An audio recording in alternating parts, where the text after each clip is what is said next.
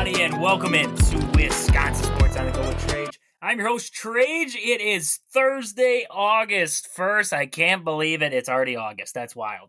That is just crazy to think it's already August, but I can tell you what, this heat that's going on, I can tell it's August. I can tell it's the dog days of summer right now because holy mackerel, I could do without it. I could do without the heat. I could do without the humidity. That'd be fine. Talking storms moving across the area today, so hopefully wherever you are, you're staying dry out there and checking out a pretty good show, right? Checking out a pretty good show. That's all you can ask for. So great day today. I got Autumn with me here. Autumn, how are we doing? Thursday, getting closer to the weekend.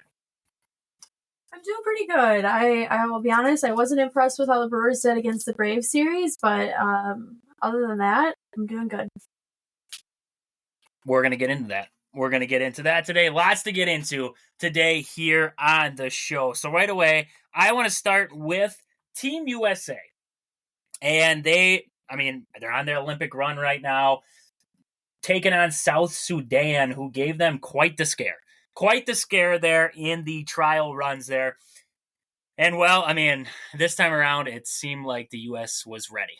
It seemed like they were ready for South Sudan. 103-86 was the final in that one there.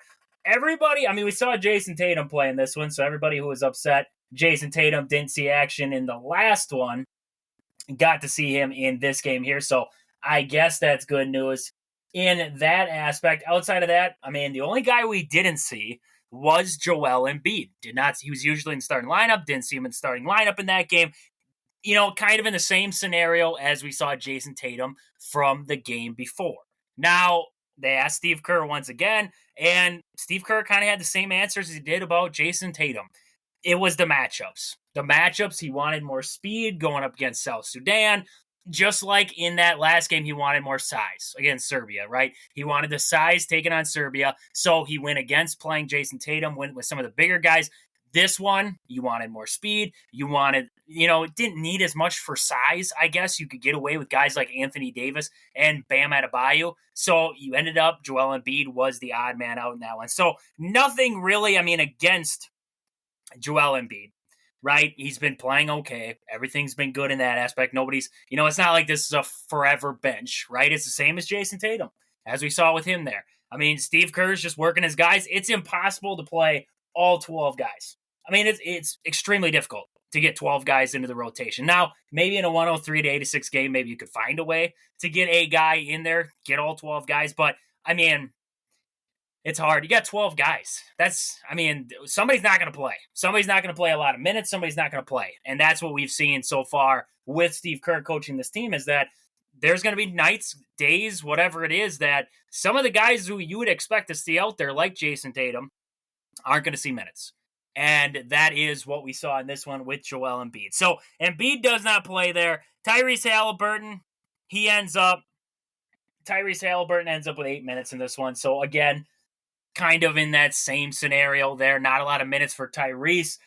Tatum ended up with 17 minutes in this one, 4 points. I was, for all the people out there hating on Jason Tatum for not getting into the game against Serbia, give me 4 points ain't going to give me much of a vouch for playing time there. But a lot of the scoring actually came off of the bench for Team USA in this game. We saw Kevin Durant with 14 off the bench, Bam Adebayo with 18, 13 from Anthony Edwards, and Derek White with 10. Starters, LeBron had 12, 10 for Devin Booker, 3 for Curry, 8 for Anthony Davis, and 4 for Tatum. Not a lot happening in that starting rotation there, but on the flip side of it, the bench does step up. And when you got a bench like that, you can find scores anyways. You can find your scorer anywhere. You got to find him there. So great stuff coming out of that one there.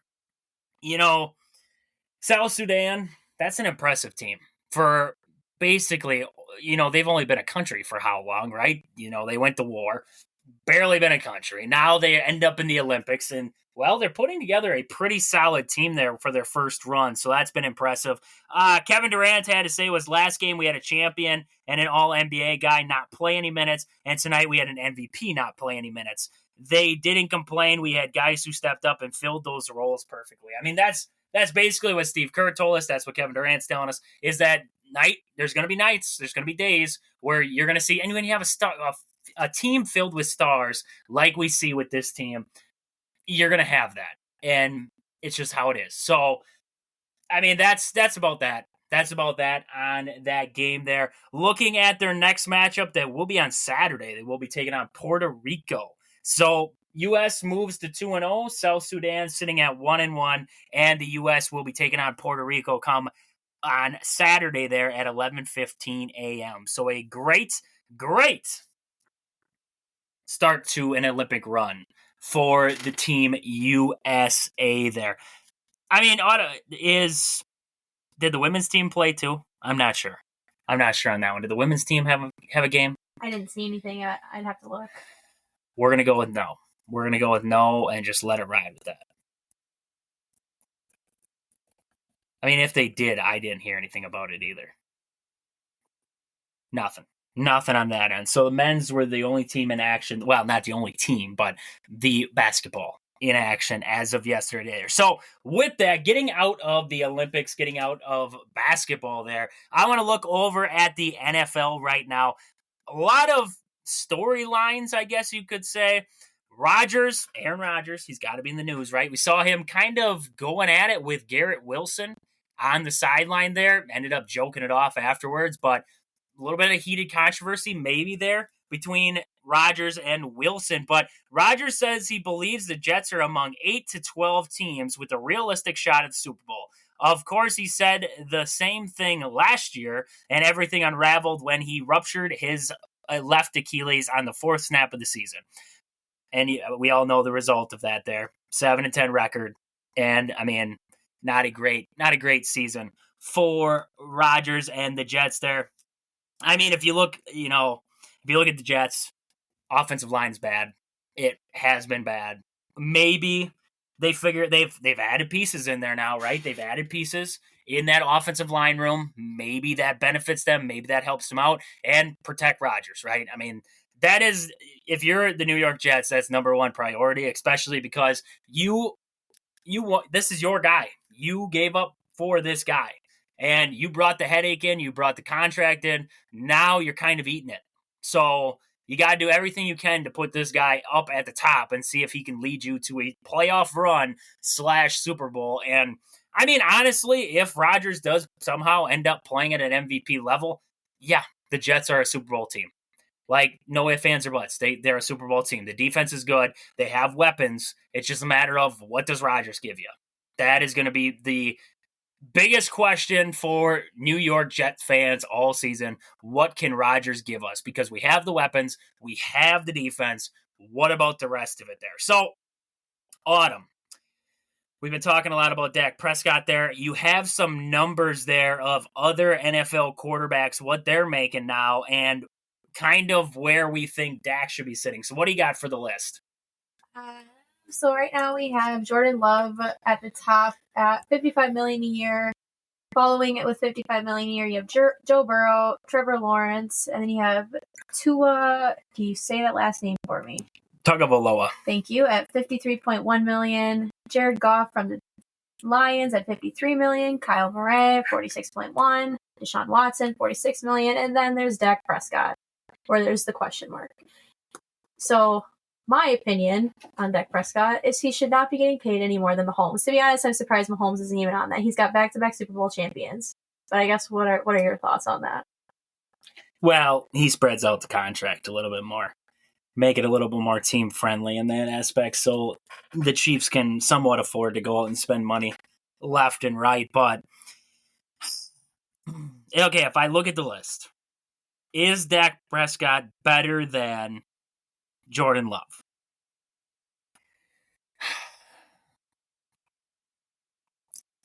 Okay, that's tough. If you were to say right now, is Dak Prescott better than Jordan Love? And you looked at stats, you looked at everything else. You would have to say yes. You would have to say. Now, if I was going to say, is Dak Prescott better than Jordan Love? And you took into account what a guy can still develop into, right? Because I believe Jordan Love, he's got a high ceiling. And I don't think he's even 3/4 of the way there. I think he's got a long ways yet that he can reach yet to reach his ceiling, his peak of being how good he really can be. So if you ask me right now, Dak Prescott's a pretty good regular season quarterback. I mean, if you look at the stats and everything, he's not a bad regular season quarterback. It's just when they get to the playoffs. And that's not just Dak Prescott. That's the entire Cowboys organization, Jerry Jones and down, that sucks when it comes to the playoffs. So it's hard just to rip on Dak Prescott for a lot of the dumb decisions that the Cowboys have made. So I guess, in hindsight, it depends on the question that you're asking. Development-wise, who has the higher ceiling? I believe Jordan Love's got a higher ceiling than what Dak Prescott does. But if you were to ask me right now, who's the more established? Like if you were going to, let's just say, try to put on a Super Bowl run right now, who would you feel more comfortable with? There are people that would say Jordan Love. I would, honestly, if I had to pick, I would say Jordan Love just because I'm not a huge Dak Prescott guy. But if you look at the stats and a guy that can get you to the playoffs, Dak Prescott, he can get you there. We know that. Jordan Love's just a little unproven yet, right? But, honestly, if I had to say who I think is going to be better of the two, Jordan Love, right? Joe Burrow to Dak Prescott. Who's the better of the two? Joe Burrow. I believe Joe Burrow's better than what Dak Prescott is. Now, that's coming off an injury, too, with Joe Burrow and a little bit of a lackluster year last year. So we'll see what it looks like this season. But if I was putting talent to talent, I got Joe Burrow above Dak Prescott. Trevor Lawrence, no. Trevor Lawrence is not better than Dak Prescott. I don't think so. I'll be honest with you. Dak Prescott is not, and this is what I wish more people, I guess, would see. Dak Prescott plays for the Cowboys, and the Cowboys do suck. Right? They find ways to lose games. That is not all Dak Prescott. Yes, he does have a turnover problem when it comes to the playoffs. Yes. But I'm not going to take, and blame it all on Dak. Blame it all on Dak. He has, look at his regular season stats. He's not a bad quarterback. I believe he is better than Trevor Lawrence. Tua, I got Dak. I'm going to be honest with you. I don't know how high the ceiling is for Tua. He could be very good. He could be average. He could be just mediocre, right? And I think it can go both ways yet. So for me, Dak Prescott's better than Tua. Jared Goff is like your journeyman. I don't know. You almost want to say like he's like a Kirk Cousins. He's not. Jared Goff's a good quarterback. Like he is a good quarterback. I'm not going to say he's not a good quarterback, but I don't think Jared Goff is like you could throw him into a random room and make it work, right? Goff, yeah, he went to a Super Bowl. Everybody loves to bring that up. Lions fans love to bring that up. He scored 3 points in that Super Bowl. He didn't even score. They had 3 points in that entire Super Bowl. And the defense carried them there. So, great. He made it to a Super Bowl, scored 3 points. Like, nice job. I don't know what they want out of that, a pat on the back or what. But Jared Goff to Dak, I think that's an even toss. I really do. I think that's an even toss. Kyler Murray can barely see over his offensive line. I don't know. Maybe he can use his $46 million a year and try to buy stilts or something. I don't know. This guy, there's some talent there. I'm not going to say there's no talent, but I just don't see it progressing. So is Dak Prescott better than Kyler Murray? Yes. Deshaun Watson, that's the dumbest contract that the Browns have ever signed, that they've allowed happen. That is the dumbest contract I've ever seen. This guy, he had 20-some cases against him. They ended up throwing him out. You had that headache. You signed him with that headache still going. And then he gets hurt on top of that. He has not been the same since he left Houston. This guy is, I truthfully believe, done. I don't think, he's still got more left, right, to show us. He had his best years. They were in Houston. He wanted out. He wanted to get out of Houston. I think it's done. I think the Deshaun Watson thing's done. So, honestly, I look at this list. If you're paying Trevor Lawrence 55, Dak gets 55. From Trevor Lawrence down on this list, maybe excluding Jared Goff, just because Jared Goff is he's solid. He's not over the top, but he's solid. He's a solid quarterback. He's like your Kirk Cousins. That's the only thing I can think about when I think of Jared Goff. But, you look at that Trevor Lawrence down, you can you can sit there and make the argument that Dak Prescott is better. I mean, honestly, you could probably sit there and attempt to make the argument that he's better than Joe Burrow, and you can make the argument that he is better than Jordan Love. You can make that argument if you want. So you can't not pay Dak Prescott around that 55 range. That's just where I'm at. I mean, there's a lot of good quarterbacks in the league. There's a lot of average quarterbacks. There's a lot of bad quarterbacks making good money. Trevor Lawrence, I mean, I don't know. If the Jaguars ever figure something out, maybe Trevor Lawrence shows us something. But as of right now, if he's making 55, Dak's making 55. That's just what I think. That is what I think with that one there. So with that, I mean, that was a great one. That was a great question of the day right there for the NFL. What would we pay Dak Prescott?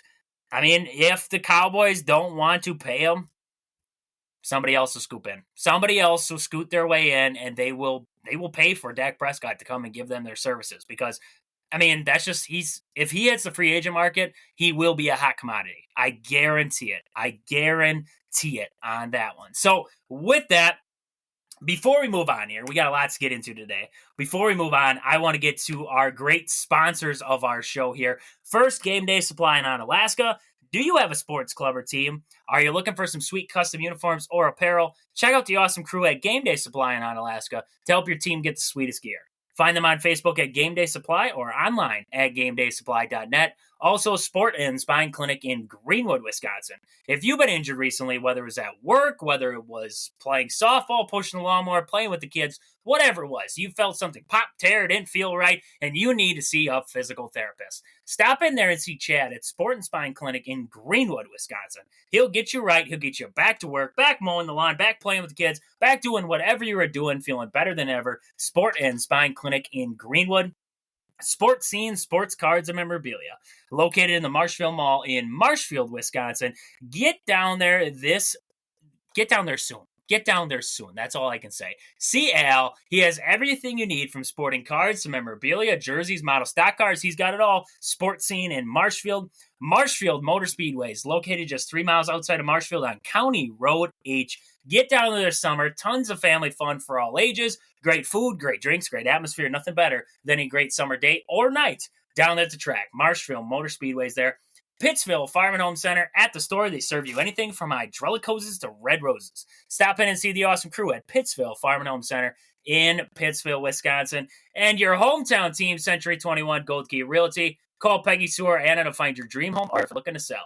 Find them on Facebook at your hometown team, Century 21 Gold Key Realty, or stop in and see them at their location in Marshfield there. But with that, we got to get to Autumn's tidbits of the day.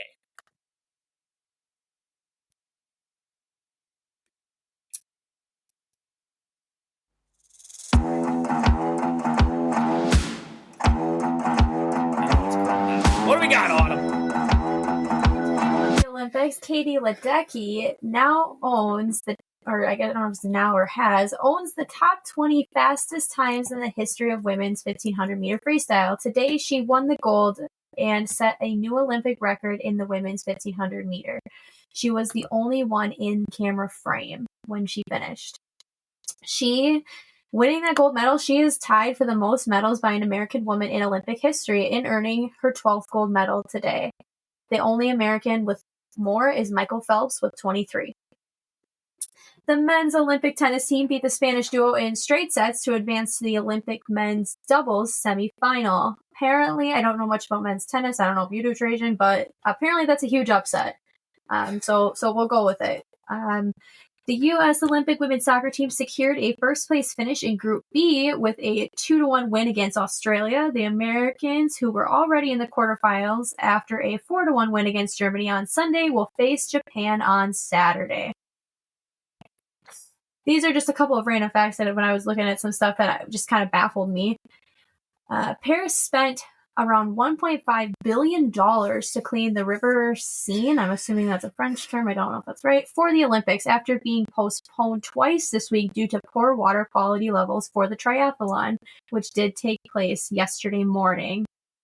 And then I thought this was really interesting. They showed all of them, but the United States gives their athletes $37,500 for taking home a gold medal while in the Paris Olympics. I've heard the Spain is good at tennis, so I could see that being a pretty big upset there.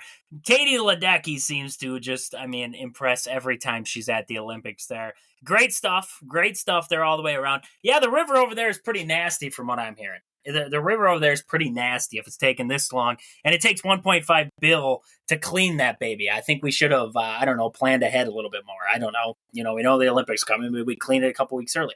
I heard that they're going to clean it and then let it go back, is what I heard. Kind of a waste of time if you ask me, but whatever. What do I know? Maybe it's just that. How can it be that nasty? Like that's baffling. Like, I guess I'd have to look up pictures of this thing. Is it like? I guess my question is, do they not have a different river that they could use, or somewhere else that wouldn't?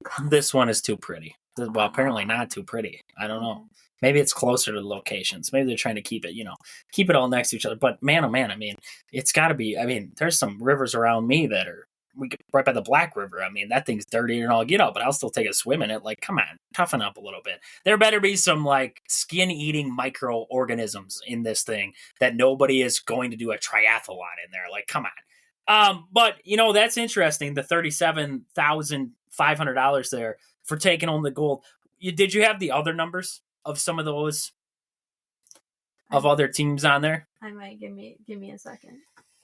37,000.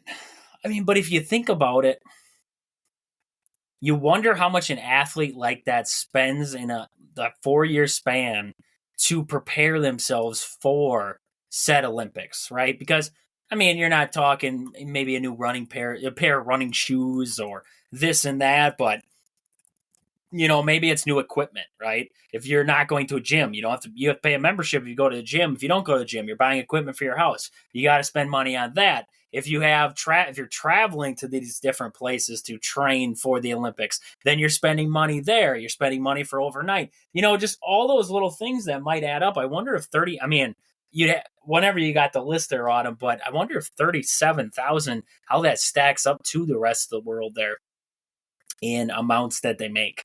Like, that is an interesting number right there. Are you finding anything out there? Yes, I don't remember where I found it, which one, so it might take me a little bit to figure it out, but we'll come back to it tomorrow. We'll come back to it tomorrow.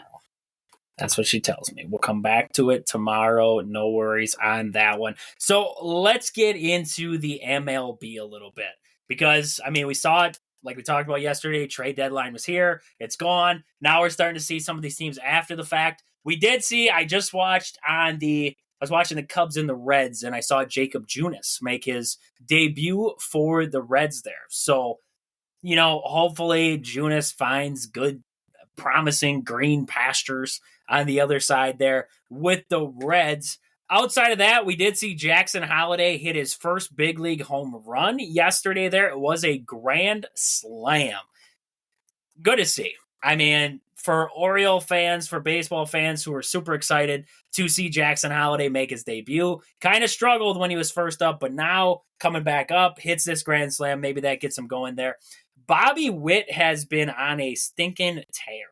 He has been on a tear. I believe he's batting above 400 in the month of July. 44 hits in 23 games. Royals have won 12 of their last 18 games. Bobby Witt has been a main cog in that offense. And love him, hate him, Bobby Witt is on a roll right now.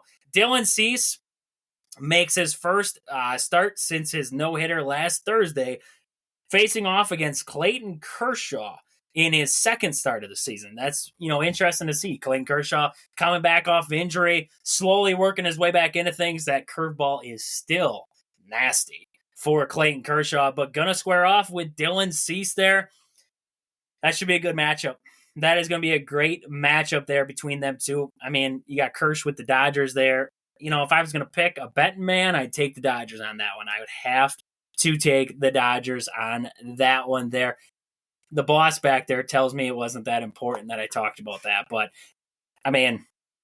she just tells me things. She just produces the show. I just talk.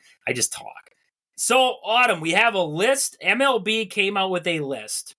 You showed it to me, but you'll read it off for me, and we'll see if we agree.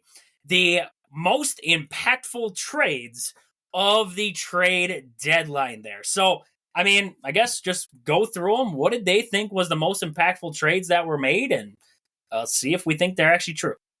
So for the starting lineup, the most impactful trade was starting at catcher, Danny Jansen, who went from the Blue Jays to Boston.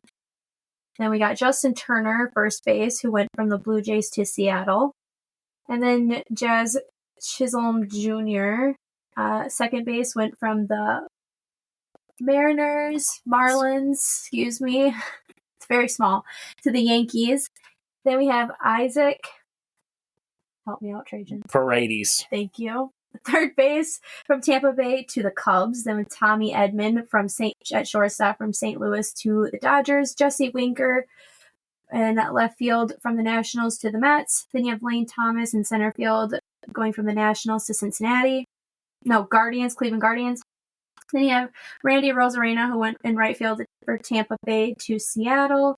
And then you have Jorge Soler for DH, who went from San Francisco to the Braves. So just starting lineup. We're not going to get the pitchers yet, but looking at that, what are your thoughts, Trajan?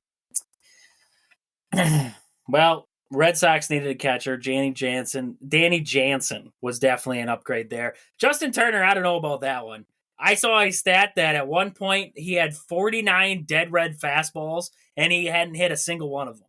That's baffling. 49 dead red fastballs and he didn't get a hit out of a single one of them. He was like 0 for 49 on dead red fastballs. That's crazy. That's a crazy stat. Justin Turner's on the tail end of his career, let me say. Jazz Chisholm, I believe he's hit 4 home runs since going to the Yankees, so I can't really deny that one as being a good deal for the Yankees. Somehow he's found his power stroke there. He must be using Aaron Judge's corked bat too much out there. I don't know. You tell me. I don't know. I don't like the Yankees, so... Isaac Paredes to the Cubs. They definitely upgraded Christopher Morel for Isaac Paredes. Definitely an upgrade there. Tommy Edman going to the Dodgers. Though he has been injured, he's a solid clubhouse guy. He's a above average hitter and good defensive guy. So definitely a good add by the Dodgers. Jesse Winker, you never know. I mean, ask Brewer fans what they think of Jesse Winker. Probably not great. But he has been performing well for the Washington Nationals this year. The Mets needed help in the outfield. They got their bat. Lane Thomas, I did not see Lane Thomas being traded from the Nationals. I really said, I was on the baseball show there on Integrity Sports Network. We were talking about the trade deadline coming up, and I said, Lane Thomas is not going to get traded from the Nationals because I believe the Nationals are getting closer and closer to actually putting a good team together. They have a solid team this year, and I thought, honestly, to me, Lane Thomas was a centerpiece in that. So I was seriously not expecting a Lane Thomas deal. Lane Thomas goes to the Guardians, a team that has been rolling this year, one of the best teams in the American League. Now they have Lane Thomas. Definitely a fantastic ad. Randy Arozarena has been stinking it up this year, but maybe he finds his, the Mariners have been stinking. They are absolutely atrocious on the offensive side. I mean, they're dead last in most categories. Pitching, they're up near the top in every category. Offense, terrible. So maybe Randy Arozarena finds it with Seattle and gives them a little bit of a boost. They need a boost out there. Jorge Soler to the Braves. As a Brewer fan, we just saw Jorge, and they're just getting the band back together. That's what the Braves are doing from that World Series run. He's your pop. That's what you want Jorge Soler for. He's not there to be the high average guy. He's there for the pop, and that's what they got him there for. So, I mean, looking at this lineup here that they had, their all-trade deadline team, that would be about where I'd have everybody sitting. I'm not going to lie. That's about where I would have everybody sitting there. I just have to say something. I was pretty shocked to see Jesse Winker just with his performance for the Brewers. I'm glad that he's doing well. I wanted the best for him, but when I saw his name, I was like, wow. It irritated me. It irritated me because once he got to the Nationals, and that is your telltale thing that sometimes it's a situation that actually helps guys. You look at Jesse Winker, maybe it was playing with the Brewers were in a playoff hunt. The Nationals weren't even close.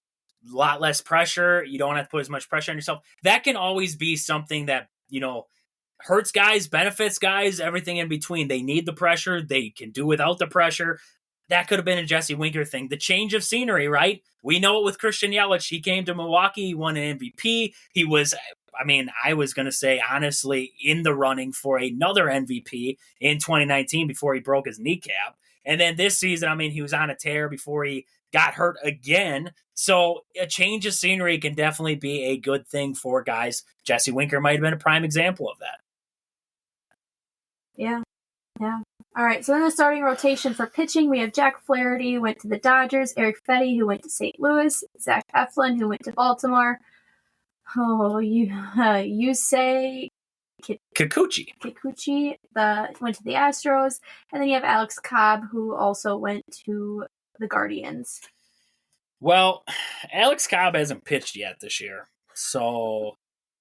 but from what I've heard from his bullpen sessions and everything like that, the velocity's there, everything's there.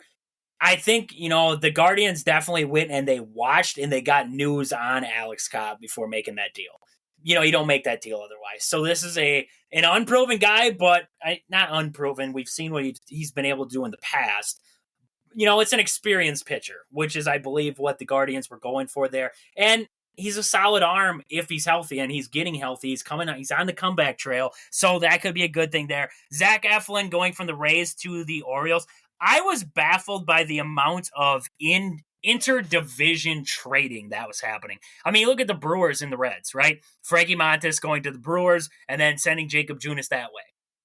I thought that was interesting.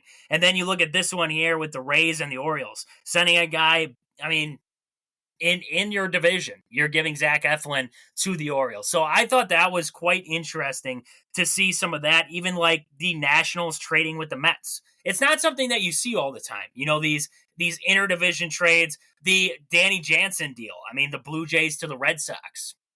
You don't see stuff like that every day. So definitely some interesting stuff. Jack Flaherty, there's a lot of people that, if you bring it up to Brewer fans, they didn't really want Jack Flaherty. He's been injury prone. He's not as good as he once was. I believe Dodgers got better. Fetty, I talked about him yesterday. He's a journeyman.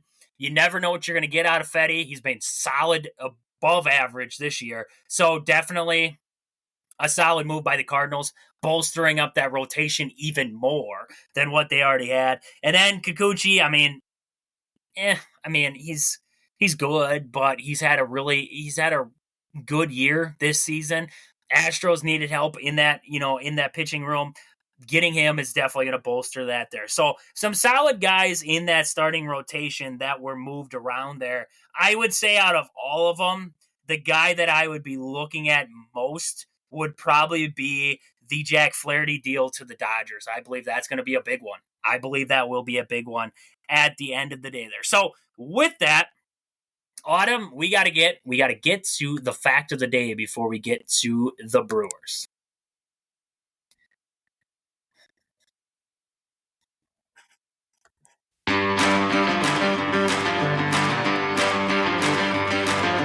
That one's labeled fact of the day. All right, give it to us. Fact of the day here.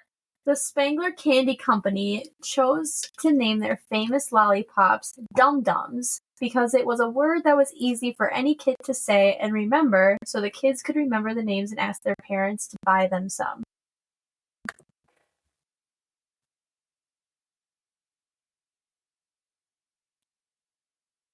I feel like that's plain English. These kids remember dum-dum. Like, now we're calling people dum-dums, right? I mean, it's a dangerous game that this candy company's playing there. It's like the candy bar whatchamacallit, right? Because I swear to you, my uncle once, he came into the house and I was sitting there and he goes, do you want to go get a whatchamacallit? And I'm sitting there like, what? What do you want to go? He's like, a whatchamacallit. I'm like, what are you talking about? Like, this is what do you mean a whatchamacallit? Like, what are you talking about? I need to know more information. And he's like, oh, this candy bar. And I'm like, what candy bar? Like, is it just chocolate? What is it? And he's like, you got to see it. So, we go and he's got a whatchamacallit bar. It's dangerous games that they play with candy, right? It's dangerous games. Dum-Dums, I did not know that. They wanted to basically make it so kids would remember it. I can see that. I can see that. Dum-Dum. Interesting fact of the day right there. Interesting fact of the day. Now we know. Now we know where the word dum-dum comes from and why we called it that. Because we wanted kids to remember, call the candy dum-dums, call each other dum-dums, whatever you got to do. Whatever you got to do. So with that, we got to get some Brew Crew talk. We got to get into the Brewers here. Talk about this, some of the injuries there. Talk about this last series against the Braves there. So Frankie Montas was added to the active roster. Tyler J, sad to see, bad day. Oh, poor guy. Was optioned to AAA Nashville. Not a good. Tyler J is Tyler J, right? It wasn't like that was that big of a deal. But Frankie Montas will start against the Nationals coming up this weekend there. So that's a good story. That's good. I mean, I'm just hoping. That's all I guess we can do. We can just hope it's good. We can hope it's good because otherwise, when we come back on Monday, I'm going to blow a gasket. I'm going to blow a gasket about the Brewers organization and ownership and everything in between. We don't want that. We don't want that. We want to just stick with being good here. So that's going to be something to watch there over the weekend there. We'll get into that tomorrow on the weekend preview. Other injury news, Yelich said Wednesday that it's not 100% decided that he will undergo offseason back surgery, and if he does, he doesn't believe his availability for the start of the 2025 season would be in jeopardy. I'll be honest with you. When I heard back surgery, I almost got to the point where I was like, this guy's career might be done. Like, we're reconstructing a spine. That's not, and I get, the off seasons, you got some time. This is a back. This is your spine. This is surgery on your spine. Yeah, maybe miraculously it's not as bad as what we think, and maybe he's ready to go by the start of 2025. Maybe. But I'm going to be the bearer of bad news on my belief end. And that is if it comes down to back surgery, I don't believe he'll be ready for 2025, the start of it, and it makes me nervous moving forward. And if he comes back, that's going to be a wait and see. Back surgery it's a dangerous one. It's a different kind of surgery, right? When you start messing with that kind of stuff, right? Your spinal cord, the thing that makes everything else go, that's a dangerous game. So, though I am hoping for the best, I'm glad we didn't trade away Garrett Mitchell or Sal Frelick or Blake Perkins because we might need them. We might need to sit hold with them guys there. Jackson Chourio, too. Can't forget about him because the dude is literally carrying the offense. So can't forget about Jackson Chourio there. I mean, some of the things I saw, some of the fan reactions to some of what's been going on in Milwaukee was after this Braves series, I did see a post where a guy said, we're not a playoff team. I think the Brewers are a playoff team.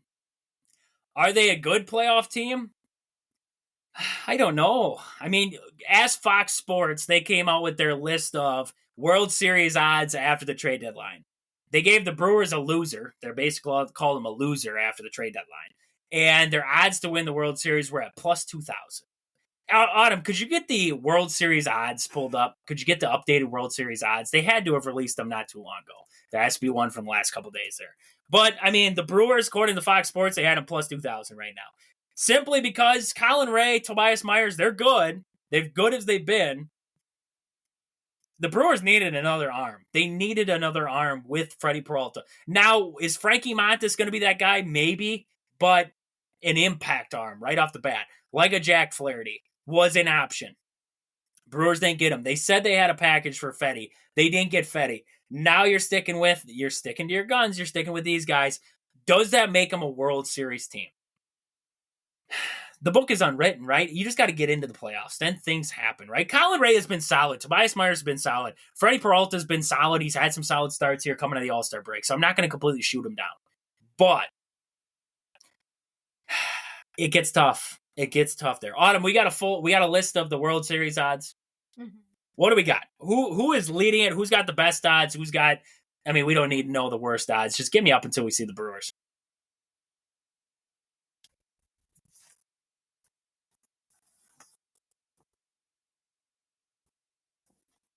So she's on. Do you got it on ESPN? Just read top to bottom there. The odd numbers. So top to bottom, you have the Los Angeles Dodgers at plus 300. Then you have Philadelphia Phillies at plus 425, New York Yankees at plus 600, Baltimore Orioles at plus 650. Then you have the Atlanta Braves, who have odds 12-1, Houston Astros 12-1 odds, Twins 16-1 odds, Cleveland Guardians 18-1 odds, Brewers 20-1 odds. And continuing the odds, the Seattle Mariners 30-1, Padres 30-1. I'm not gonna lie, Trajan, as I keep looking, at least we're not as far down as the White Sox, who are 501. Well, the White Sox might be mathematically already eliminated from the playoffs. They were mathematically eliminated week 1 of the season. So, I mean, the Brewers are sitting near, in that top range, but you got the Phillies, the Braves, the Dodgers to deal with, right? You needed to bolster up this team to be able to square off with a team like that. Okay. I'm going to ask you this question on them. You can give yes or no. You can elaborate a little bit if you want to. Before the Christian Yelich injury, were you higher on this Brewers team than you are now? Before the injury, before losing a big bat like that, because a bat like that against a team like the Dodgers or the Phillies or the Braves is a huge bat. Losing a guy like Christian Yelich, does that change your perspective on this Brewers team, playoff-wise, thinking about that kind of scenario? Well, when you asked me that question, the first thing that came in my head was no. I think we have some good talent. However, now that I, of course, think about it a little bit more, I don't know. I think there's a solid. I think the Brewers have a team. Do I think they'll make it far in the playoffs? Not really. Unfortunately, I don't think they will. They have some good talent, but they have a lot of young talent. And I think that if the Brewers are going to go farther in the playoffs, it's going to take a little bit of time. So with the Yelich thing, I think it depends. I think he's a good bat, but I also he's not always a consistent bat. So I think it depends. I would say it changed my perspective. It did. I thought the lineup was, really good heading into the All-Star break. Yelich was in that 300 range. He seemed like he was hitting back to where he was. Though, yes, his bat was inconsistent, just like everybody else on this roster. I mean, hitting with runners in scoring position is still a problem. We saw it against the Braves there. Bases loaded, don't score runs. Braves load the bases, they score 2 runs. There's your difference between those two teams. But losing that kind of bat, it's more of the presence thing for me. When Christian Yelich is in the lineup, it makes you feel better. It's like a safety blanket, right? It was always that way with Ryan Braun for me. When Braun was in the lineup, even when Yelich was hitting, right? Braun was like that safety. He was that blanket around him where they gave more pitches to Yelich because they didn't want to face Braun. Now, did that maybe change throughout the season? Probably. The dude was hitting above 300. He was on pace for, 30-some home runs? I mean, he was hitting ridiculous. So maybe that changed. But having that safety blanket of Braun definitely made you feel better. Now, same boat. No Yelich. Yeah, we still Contreras is still there, and you still have Hoskins. I mean, Hoskins is slowly starting to turn around. Hopefully, this is good signs. I mean, he's got 7 home runs in the month of July, right? I mean, that's good. It's getting there, right? What we want to see. Adames he's about as inconsistent as it gets, but it leads the team in RBIs. So you have Adames is bad. The things that always get me are you look at the rest of them. Turang has been kind of on a downhill slope. Now, Chourio has been hitting the cover off the ball. He's been hitting above 300 in the month of July. The guy's been ridiculous. Not Bobby Witt Jr. ridiculous, but still ridiculous. So that makes me feel better. But Mitchell, Frelick, Perkins, they all ride their little streaks. I mean, Frelick's a good contact hitter, but that's it. He's not an extra base hit kind of guy. And Turang, like I said, downhill slope right now. It's kind of plateauing. It's kind of plateauing with Turang. He's not on that upward trend like he was earlier on. And Mitchell's slowly figuring it out, right? Perkins, he's always been up or down. It seems like he has a 2-week stretch where he's hitting the cover off the ball, and then he'll go on a 3-week stretch where he's stinking. So I would say just losing the presence of Yelich in that lineup does affect the Brewers negatively moving forward here until possibly he comes back. That would be my only thing, is his presence is a big thing. I think, it's hard to make up for that production, but if Mitchell starts to figure it out, I think they can figure it out. It's just going to be that presence that I think they're going to miss there with Yelich. Yeah, he's still in the clubhouse, but the presence in the lineup, I think, is a huge thing when it comes to baseball, and that could affect the Brewers. The biggest thing I thought heading into the deadline was the starting pitching staff getting better, and I don't know if they truthfully did. Well, it's wait and see with Frankie Montas, right? Wait and see with him. Chris Hook tells us that Chris Hook worked with him back in the day, so he knows that this guy's good. So we'll see. We'll see, right, if it all works out in that aspect. So with that, other news there, Jacob Mizorowski, as of a couple days ago, he was moved up to AAA. That is huge. That is huge news to see Jacob Mizorowski getting moved up like that, because potentially we might see a guy like Jacob Mizorowski come up to the Brewers here late in the season for a little bit of bullpen, maybe in a starting role. I don't know. We'll wait and see with that one, but the flamethrower is slowly working his way up right now. He's actually got, you look at his ground ball rate right now in 2024, it's at 45.3%. You put it in kind of a perspective there, and Paul Skeens is about a 50% ground ball rate. So 45% for Jacob Mizorowski there.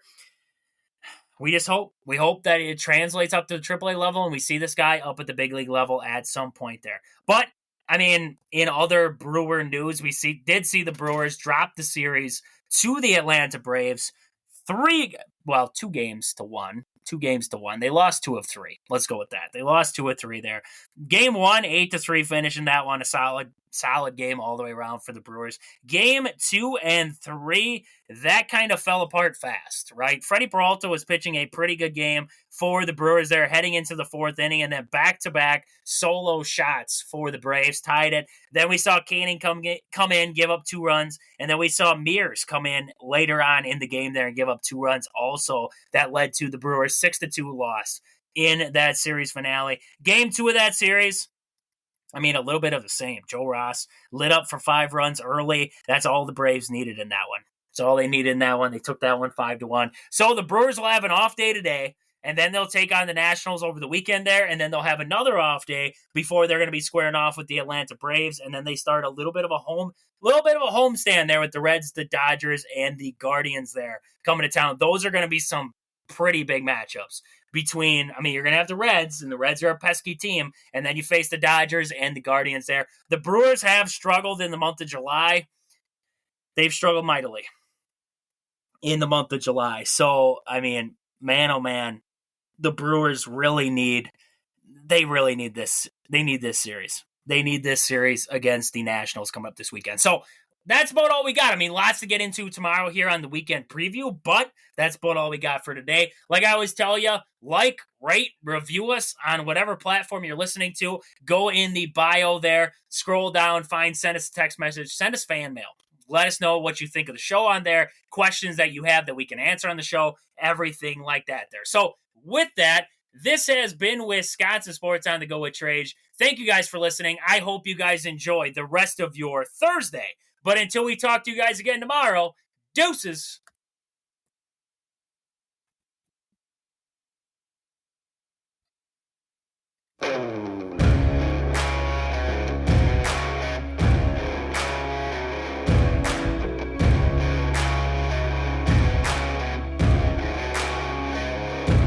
Yeah, oh my Lord, watch me sway. Darkness falls and we all pray, hoping for the light of day. Down to the river I have held the devil's hand, felt the weight of my own sin, burdened by the heart of man. Down to the river, down to the